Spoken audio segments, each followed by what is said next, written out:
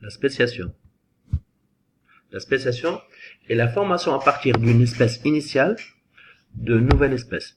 Un isolement géographique entre deux différentes parties d'une population lié à des changements environnementaux peut être à l'origine du début de spéciation. Comme c'est le cas dans le dessin que vous voyez devant vous. Donc il y avait une population d'origine qui a été, dont les membres ont été isolés par un obstacle géographique qui est dans notre cas une rivière. Petit à petit, au cours des années, ces deux sous-populations ont évolué de façon séparée et on a abouti à la fin à deux espèces différentes. Une spéciation peut également s'effectuer en absence d'isolement géographique, c'est-à-dire que les animaux vont rester dans la même zone géographique. En effet, au sein d'une population initiale, certains individus peuvent modifier leurs signaux de communication, par exemple le chant, leur façon de faire la danse nuptiale, leur façon d'être colorés, par exemple pour les ponts. Donc tout ça, ça va faire donc modifier leurs signaux de communication qui vont intervenir lors de la reproduction et ils vont être plus capables de communiquer avec les autres et donc les signaux de transmission par leurs congénères.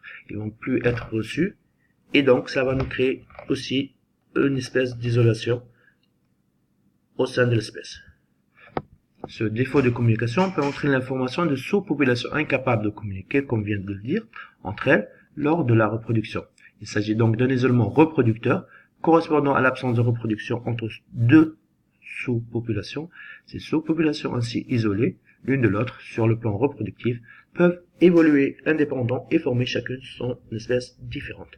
Si la communication ne passe plus entre les deux populations d'une même espèce, donc les mâles de la population 1 et les femelles de la population 2, comme on vient de voir, les populations vont, au cours des générations, évoluer de façon indépendante, en cessant de se reproduire entre elles.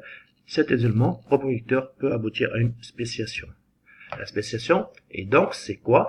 C'est sous l'effet combiné de la sélection naturelle, dans certains cas, comme on vient de le voir, la sélection sexuelle, et de la dérive génétique, les nouvelles caractéristiques apparues peuvent devenir majoritaires dans certains sous-groupes d'espèces. Si ces sous-groupes sont séparés du reste, isolement géographique ou bien absence de reproduction, alors une nouvelle espèce se forme. Je vous remercie pour votre écoute.